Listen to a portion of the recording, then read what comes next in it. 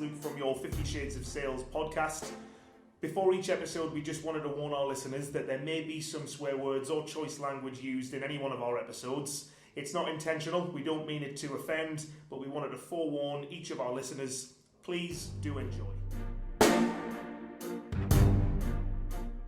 Hello, welcome to another episode of our 50 Shades of Sales podcast series. For those of you who don't know, this is where we'll be giving you a no-holds-barred and alternative view of the challenging yet rewarding life of a sales development representative.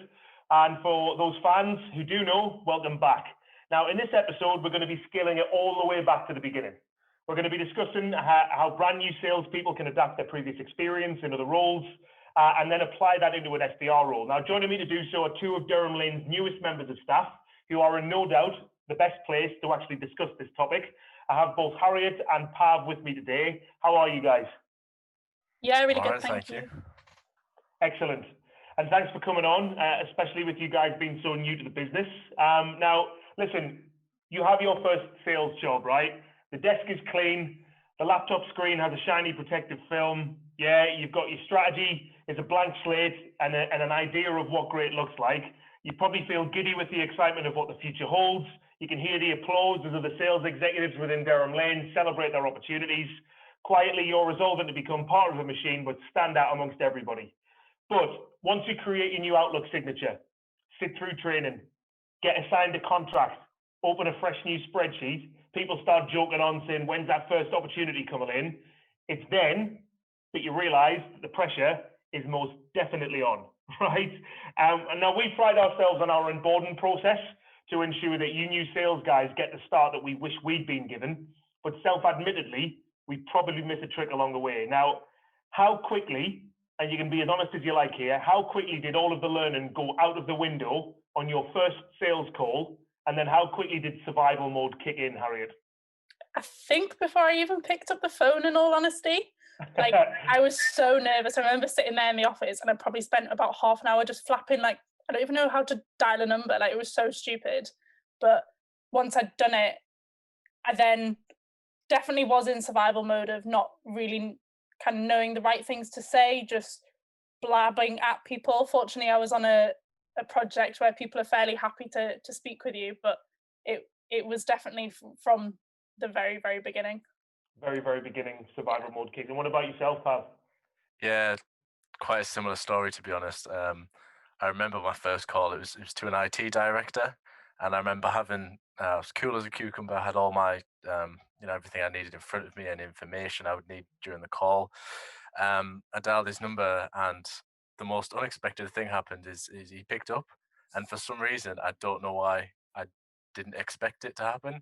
Yeah. And I remember just rambling about why I was calling. I must have sounded like a bag of nerves, and he gave me the time of day. I think it was very nice of him, but it was instant. As soon as I heard hello on the other side of the phone, I just forgot everything.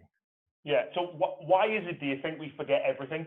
Because, we hammer it home, right? And, as the actual trainer who trains you guys when you first come in, obviously the onboarding process as well, we absolutely hammer it into yourselves. But I was asking myself this the other day, because it's been a little while with all the coaching and this, that, and the other, that I've actually made a prospecting call to an actual customer. And I'd got everything lined up. This guy had already actually replied to my email, but we couldn't just agree on a time. But I saw his mobile number and I thought, right, and this is exactly what I'm going to say. I got on there and just went, it's like I'd totally forgotten what to say. So do you think it's just nerves as to why it goes out the window? Or do you think I'm just shit at this, I'm not going to be able to do it? Like, is it a bit more, is it imposter syndrome? I think it was for me. I was kind of sat there speaking to this guy. Like, obviously we did our research. I did my research about the prospect. What he had done. Try and think, how can I bring this into a call? And I think I just got overwhelmed. I think I was a bit intimidated. He picked up the phone. He was lovely, but I think I psyched myself out, and I just didn't know what to say so I wouldn't sound stupid. So you wouldn't sound stupid. Is that the overriding feeling as well for yourself, Harriet? I don't want to sound like an idiot in front of A, the prospect, but B, all of my colleagues. I think there's kind of two sides of it for me. So firstly, I completely agree with Pav that particularly with the kind of bigger, more important project that I'm currently working on, it's a big deal within the company. And I very much feel like I don't want to mess up. All the guys who work the project are very, very knowledgeable. And I sit there in calls and I'm like, I don't know what you're on about. I mean, I do to an extent, but there's just some terms that you're still getting yourself familiar with and you don't want to come across stupid. But then I also have the other side of it of I put quite a lot of pressure on myself and I want to do well. And that adds to the nervousness of it. So when I put more pressure on myself, I then want to perform really well, but don't necessarily do it rather than just remaining calm, taking a deep breath and thinking about it. I just go in and go blah, blah, blah, and have no idea what I'm saying to people. Yeah. Okay. Like, so for me as well, as a new salespeople, I think you've got to know what's expected of you. So I think it's critically important for anybody going into a business or a sales role for the first time to set proper expectations so that you know how to exceed them. So this is what you want from me, right? But obviously you just said that you put pressure on yourself there, but this is what the business wants from me and this is how I achieve it, but also this is how I surpass it. Because while everybody loves to hear the kind of warm, fuzzy, optimistic things during the onboarding process, like with your ability, you'll be performing in no time, right? You're going to need to iron out exactly what performing actually entails. Yeah. So does that mean hitting KPI in 2 weeks, in 2 months, a year? So, I mean, how much did you guys know what was expected of you when you first joined this business? I think for me, before I actually stepped foot in the building, kind of not really that much. It was a fairly blank canvas in terms of obviously me developing, but in terms of what the business wanted from myself. And after day one, I knew so much more and it was very clearly laid out. But before that, it was pretty, everything was kind of open up to any possibilities, any opportunities. So. Mm-hmm. Yeah, and I think for myself, it was, again, day one. I kind of understood what project I was going on to. The track record that we'd had with that project was quite good. And although everyone said to me, it's quite a steep learning curve, we don't expect too much from you right now. It's eased in very gently. In the back of my mind, it was always everyone else is doing really well. I need to get up to speed quick. Mm-hmm. Yeah, and we're talking about getting up to speed quick. Harriet, how long have you been with the business now? So what's the date today? The 4th or 5th? 4th today, I think. So literally just over a month and 2 days. Not very long. Month and 2 days. And yourself, Pav? Just gone into my 5th working month. 5th working month. And do you both feel settled and accomplished now? Somewhat. Sorry, Pav, you go. No, sorry, Harry. I was going to say, yeah, I mean, it took a little while, but like it's getting to know colleagues as well. So it's like kind of jumping into a completely new role and meeting new people as well. So, but I think that's all kind of come together now. Mm-hmm. Okay. Yeah, I agree with Pav in terms of the people side of it within the business. I feel completely settled. I feel like I've known everyone for quite a long time. Everyone's just been really welcoming, which is amazing. In terms of my own ability to perform as well as I want to perform at my kind of peak within the business, I'm nowhere near that near there yet, but I know I will be at some point, and I definitely feel like I'm well on the way to being there. But it's going to take more than a month. I don't think anyone could expect you to, after a month, be getting 5 stars all the time. Yeah. Now, it's good to understand that as well, because the journey of an SDR is a tricky one. It's a steep learning curve, and it's really, really good that we communicate and understand these things as well to better the onboarding process. But I mean, given both of your different backgrounds up until this point, and this point being Durham Lane and the actual sales role, can you talk me through the process of you wanting to get into sales and why you actually took that leap, Harriet? So I originally started looking at sales because my boyfriend actually works in sales. He does more B2C, and I'd done a little bit of it in my old job. So I've worked mainly within the hospitality industry. I'd been at uni and I was 16 months out of uni. Really enjoyed the kind of more of the sales element of it. Obviously I didn't know what business to business sales was going to be like until I actually experienced it, but I'd heard fairly good things. And I guess realistically I took the leap because of COVID. So I was very, very lucky that I started with Durham Lane on the week that the 4-week long national lockdown came in. So I was 2 days in before we all went back into lockdown, and we just carried on as if nothing had happened. I'd wanted to make the leap before that, but I think you kind of get a bit settled in a job and go, oh, things are fine, something will come along when it's right. And if COVID hadn't happened, I probably would have been in that job for a bit longer, but it really made me think, right, well, hospitality is not a viable option realistically at the minute. Anything can happen. Sales seems pretty set, and I'd looked into Durham Lane, and the kind of success that you guys have had through COVID had just been amazing. So that was what kind of led me to you, really. Excellent. And what about yourself, Paz? I had a bit of, I wouldn't say sales experience. I'd had experience selling. When I was a little bit younger, there was nutrition plans for athletes. That was kind of the world I was in. And I found myself quite absorbed into it quite quickly. I loved learning about the psychology of selling and everything to do with engaging people and trying to get them to what messages was right and that kind of thing. Ultimately, went to uni to do the degree I want to do, which was biology. And again, towards second and third year, where things are getting a bit more serious, the aspects of the course I enjoyed most were leading teams, engaging with stakeholders, trying to convince people why they should fund my project instead of someone else's. And underlying, it was sales. And a friend of mine uh, opened his own agency up, doing sales and marketing. And the conversations we were having are some of the most memorable I've had in uni. And coming out of university, I was like, you know what, I'm going to try it. This is something I've thought of doing. Maybe thought it was a bit risky at some points, having a scientific background. I just thought, why not? It's something I enjoy, something I've proven I can be good at. And again, as you said, just make the leap, just go for it. Yeah. So when did you find time for aviation school as well? If you're listening to this podcast, Pav's headphones look like he's in the cockpit of a fighter jet. He's looking very Top Gun at home. But yeah, just just a little bit of a joke. We discussed it. We're probably going to try and work that in at some point. But they are the absolute epitome of gamer headphones, right? Oh yeah. I've turned the LEDs off to save the viewer. But I just figured, if some good quality audio wouldn't go amiss. Yeah. Now, listen, you've both taken alternative journeys up until this point, but what skills or previous experience do you think you were able to instantly apply to your sales roles and conversations in Durham Lane? Do you want to go, Harriet?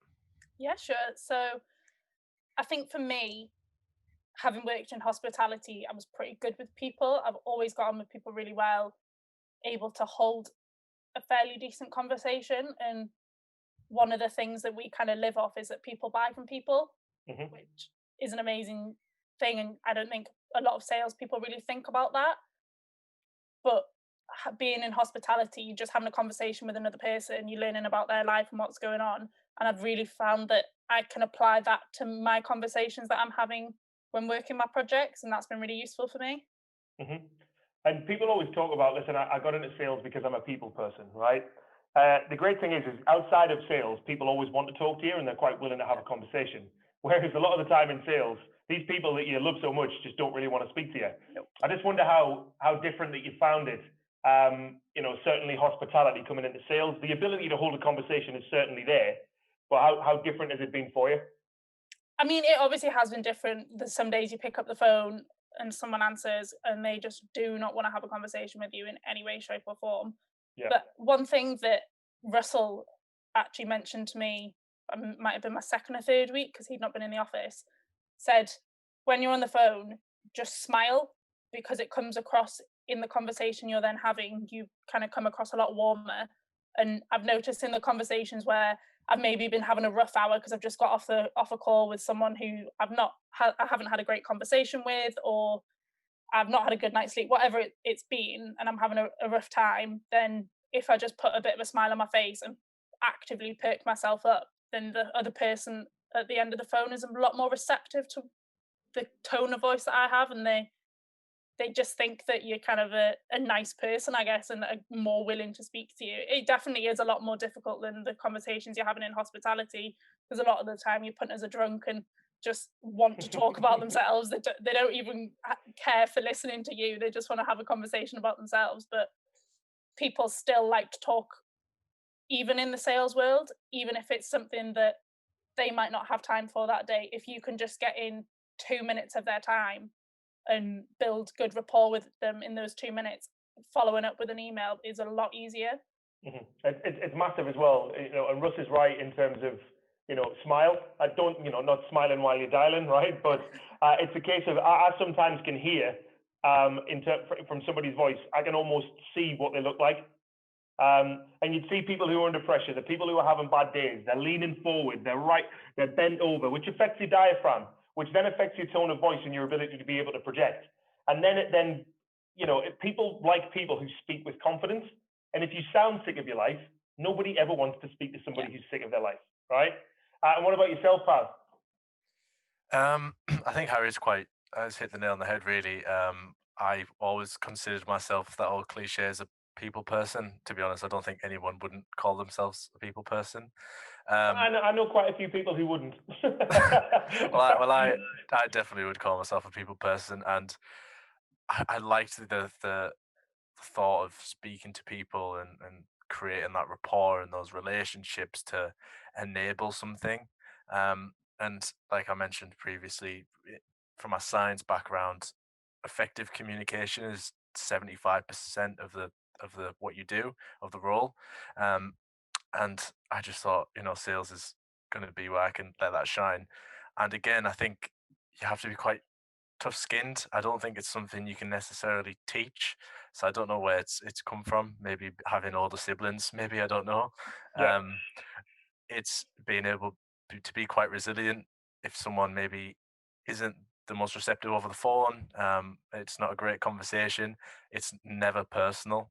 It's just business. And I think that everyone kind of needs that in this job. Mm-hmm.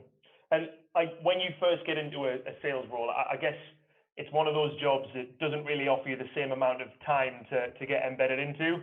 It's typically a sink or swim type,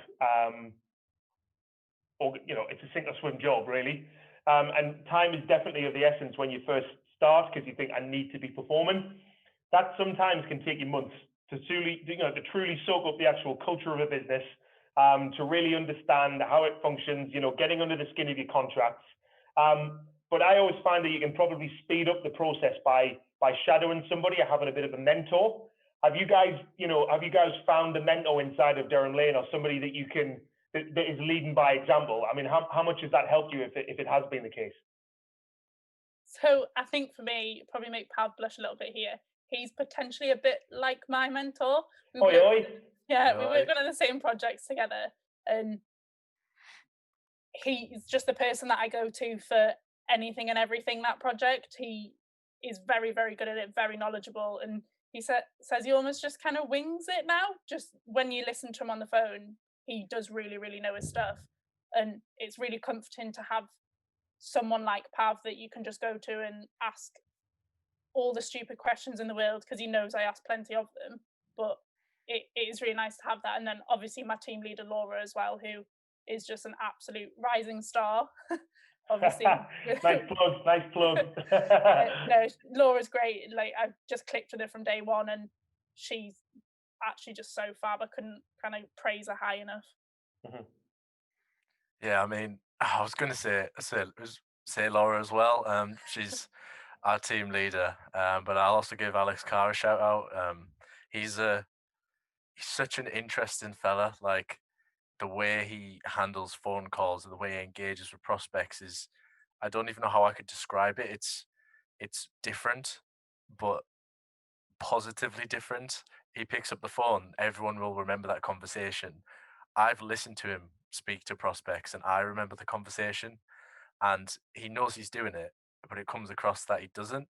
And I think I always thought I'd go to him and ask, did you mean to do that? Or why did you do this? There was a reason. And I try and incorporate it into what I do. And I'm not even a percent as good at it as he is, but it was always someone I could go to and ask. And so I'd say Alex. I don't even think Alex knows what's coming out of his mouth now and again either. But no, that's really good to hear, because, we talk about training, we talk about coaching. Mentoring is just as much of a part of getting things right as a brand new salesperson. Find out and shadow them. If you find out what great looks like, right, in your own head, and it becomes achievable, and you are able to then follow that person and go, you know what, that is my style. I want to become that particular salesperson. When we first came into the business, as I say, there was only around 4, 5, 6 of us, including Lee and Richard. And Lee and Richard were our mentors to look up to, listen to, and really just learn from. And you just have to be a sponge when you first come into any business. Yes, you have to learn your products, your services, your solutions. You have to learn the tribal stories, the testimonials, the how we help people. But understanding what great looks like inside of an organization and learning from somebody, for me, it's absolutely key, right? And listen, for you guys as well, what has sales most certainly not been that you thought it would be, and what's the best thing about it for you, Pav? I had very little knowledge of like professional sales coming in. So I imagined a white room with some quite fluorescent lights, loads of business jargon and testosterone, people slamming down the phones. A bit Wolf of Wall Street-y. And it certainly hasn't been that. I think everyone who's in the role thinks one of the best things is speaking with clients. And in our role, we have a lot of time speaking to the clients we're representing, and it's great to hear the feedback and how our work is impacting their business. Mm-hmm. And everyone is kind of on the same wavelength in the office, so there isn't this testosterone flying around. There's not the phones flying past your head mid-call. It's just a nice environment. Everyone has a kind of common goal, and it's like a hive mind. It's really strange, but definitely not what I expected. Okay. And what about yourself, Harriet? So one of the things that I thought it was going to be more was people being really rude down the phone to you. I remember one of my first calls on my first day of delivery, I spoke to a guy who wasn't particularly nice, called me patronizing and X, Y, and Z down the phone. And I came off the phone, and I was fine as soon as I came off the phone. And then I think I was actually sat near Pav at the time, and then 2 of the other girls who started at the same time as me, and started to tell them what happened. And I just burst into tears. And I was like, I'm fine. Like, it's not bothered me. I'm fine. And I'm just an emotional person sometimes. I'll just cry. And then 2 minutes later, I was laughing about it, and I was fine. I was just very unlucky, and everyone was telling me how unlucky I was that had happened on my first day of delivery. And I think I've maybe had one like that since. Yeah. So I was expecting to get it every day, partly because my dad's a pain. And when he answers the phone to someone, and he works from home, so I've heard it many, many times, it just is horrible down the phone to them. And I think it's made me realise that not everyone's like my dad. Yeah. I hope he's not. I tell you what, you having a sales role, has that softened your dad up in any way, the way that he replies or speaks to anybody? I honestly don't know, because I don't live with my dad anymore, but I might ask him and see if it is and report back, because I'm hoping I spoke to somebody like you the other week, and they made me cry. You need to change. I mean, other than that part, I mean, what's the best thing about sales for you so far? So the best thing for me is definitely the atmosphere in the office. I absolutely love it. I was a little bit nervous coming in to a new job, like I think most people would be, but everyone has been so welcoming. And obviously it's COVID, so we can't do the usual stuff that you guys are all saying that you normally do, but just the kind of culture of Durham Lane is incredible. Everyone is like a family, and it sounds so cliche and almost like sick in your mouth when you hear people say that, but it is true. Durham Lane is such a lovely place to work, and I fed that back to Ashley when I had my monthly catch up with her, and it is just one of the nicest places I've ever worked. Everyone was so welcoming and actually wants to hear about your day. They're not just asking because you're new to make conversation. They're genuinely interested how you're getting on, which is really nice. And listen, like, management hired you guys, right? And they're excited about the potential that you show in the interview, and what you're going to bring to the actual role yourselves. I just wonder how much of a plan that you guys came in with, because what you'll find is a lot of experienced salespeople who come in. We've seen this in the past, right? Oh, I've done this and I've done that, and they'll come in swinging, right? They're going to deliver their number faster than anybody else has ever before, right? They're forecasting to be there, right? You've got to be really careful when you're setting your expectations too high. So creating a plan on like the reality of the actual role is key. I mean, other than sitting down with your team leaders or your coaches and working out a plan, did you come in with a plan on how you were going to approach your first sales role? I think I kind of had a plan in the back of my mind. Was, start out, like I said, I know personally I dived into it, didn't really know what to expect. Quickly realized that maybe the plans I had weren't realistic. I kind of thought, I'd jump into this role. I'm great with people. I'll be great, over the phone. It's just the same as talking to your friends. Um, but it doesn't work like that. And I think I can't remember who said it, but there's the old boxing saying of everyone has a game plan until they get punched in the face. It's Mike Tyson, yeah. Yeah, and that's exactly what it's like. Everyone has a game plan. They walk in the office, and you quickly realize that maybe you were slightly off the beat. And yourself, Harriet? I think I didn't really have a plan, to be honest. I always try and go into anything that I do with just an open mind and almost see where it takes me. I've gone into places with a plan before and it's never worked out. So I think I just wanted to come in, and maybe my plan was just to get the most out of it that I possibly could, whether that be 12 months, 2 years, whatever it is, however long I'm with the business. I just want to do the best by the business, but also kind of flourish within myself and develop personally and professionally. Yeah. So I'd always say that it's far better to under-promise and then over-deliver. Yeah. Because the first few months that you've got are your chance to set a really good and lasting impression within the business with your team leaders. You know what I mean? So aim to be the person, who called for 60% of the time and delivered on 80 instead of the other way around, because it's activity versus productivity at the same time. So, it's a simple yes or no as well. Would you guys advise somebody to come into a brand new sales role with a plan? I'd say probably no. Just don't come in with a plan, because at the end of the day, every environment that you go into is going to be completely different, and the plan that you have probably isn't going to fit that environment, because you don't know what it's like until you're actually in it. I think maybe when you're in the environment, you can then start to kind of formulate a plan with the likes of your team leaders, your mentors, whoever it might be within that business or that environment, and just go from there. But if you kind of come in with this is how I'm going to do things, it probably isn't going to fit in very well with other people, and you might stick out like a bit of a sore thumb, which can be a good and a bad thing, but I mean it in more of the negative connotation of it. Yeah. And what about yourself, Pav?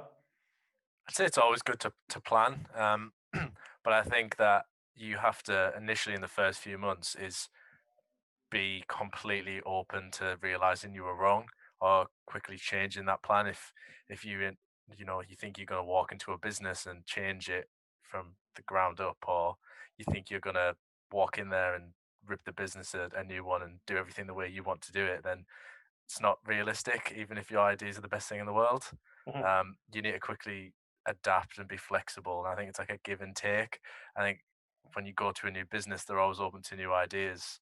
But it's important to, I guess, settle there first, be there a few months, understand the culture, why things are the way they are, and change your plan accordingly. Okay. And do you believe that you need to be, very open to feedback as well within your first role? Yeah, 100%.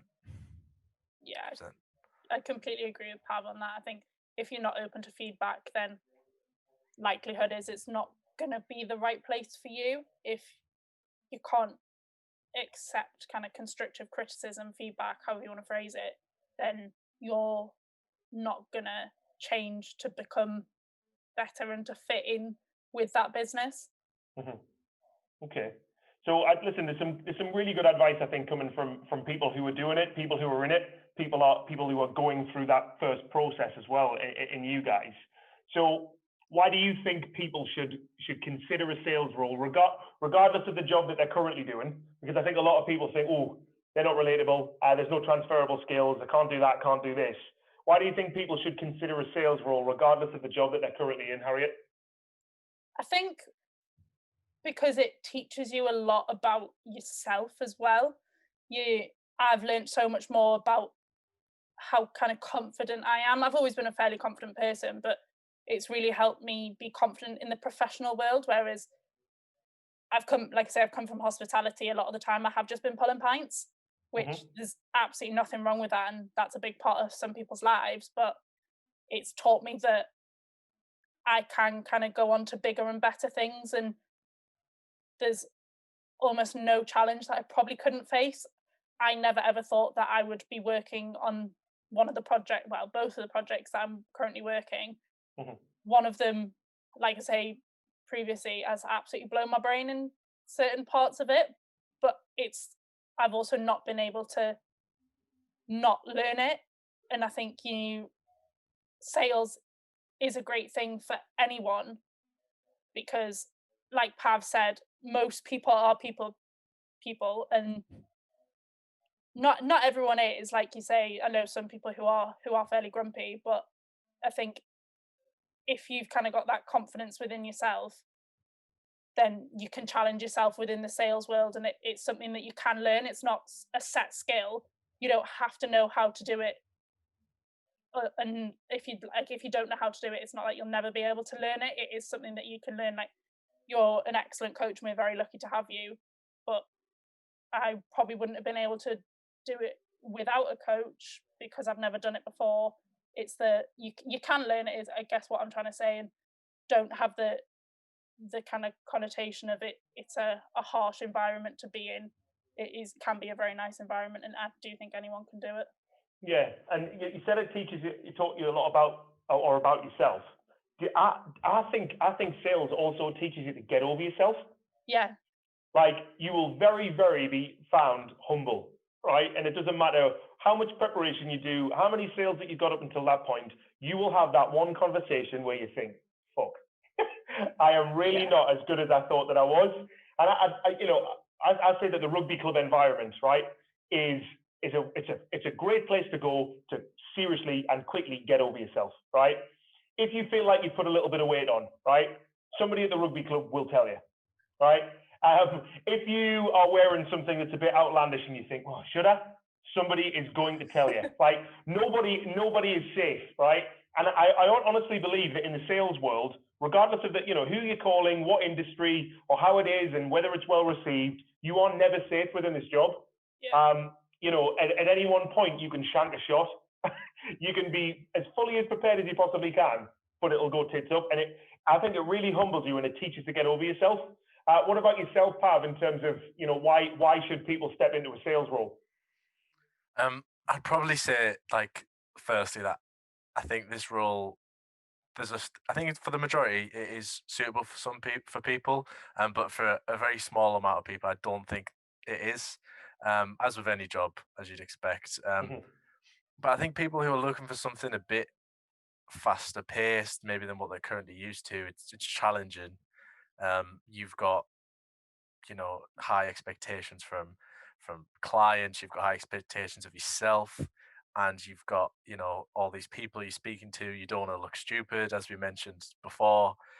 It's a test, but it's not mundane. And whenever you speak to people about the roles they're in, they may have been there 5 years, they're doing things, they're just in the swing of things, they're bored. Whereas you can't get bored in this job. Like, someone, like you mentioned, someone will tell you over the phone, like, is this your first day? Like, it very rarely happens, but it keeps you on your toes, and it keeps the energy up. And like we always say, that we don't want to ever just go through the motions of things, and the nature of the job, you can't, if you want to do well. So I think anyone who wants to break the cycle a little bit and try it and see what doors it opens for them should absolutely just jump in with both feet. Nah, it's really funny, because I was listening to a call probably about 1 or 2 hours before this, and it was just a case of, listen, want to know what systems that you got in place and how they're working for you. And the response simply from the prospect was, I'm not really interested in telling you. and it was a case of, well, you know what? I didn't know that was coming. All right, and there's always something you can learn, and I'll learn more certainly as a speaker, including as a salesperson, just around people and people's reactions, but also why they're doing what they're doing. And I think the ability to be able to to learn the psychology of people in terms of why they're doing it, how best to get around it, how to handle these individuals, but also how to just keep you cool in these really awkward conversations, to which there are an awful lot of in the world of sales. There's got to be some point on a telephone call where you are stuttering and you are trying to find your feet, right? Even if it's the best bit, there's still a bit where you're like, yeah, can't remember what I'm going to say. I had a little moment earlier on where I was about to say something about the sales industry, but couldn't think of the word industry. And you just have these moments. The thing is with sales is you will just get found out an awful lot quicker because the magnifying glass is over the call. That's probably not the most positive actual note to finish on. But you know, we've had you guys on board for 5 months and a half now. You know, you're already absolutely loving the process. You're absolutely loving the roles, the contracts. So, you know, you've come from a background which isn't necessarily sales and you are flourishing in them. But if there's just some takeaway points from today, obviously what we need to do is just, as a bit of advice, is leverage a mentor. Yeah. Learn the tribal stories in terms of learn the stories of your contracts, the nature of your organization.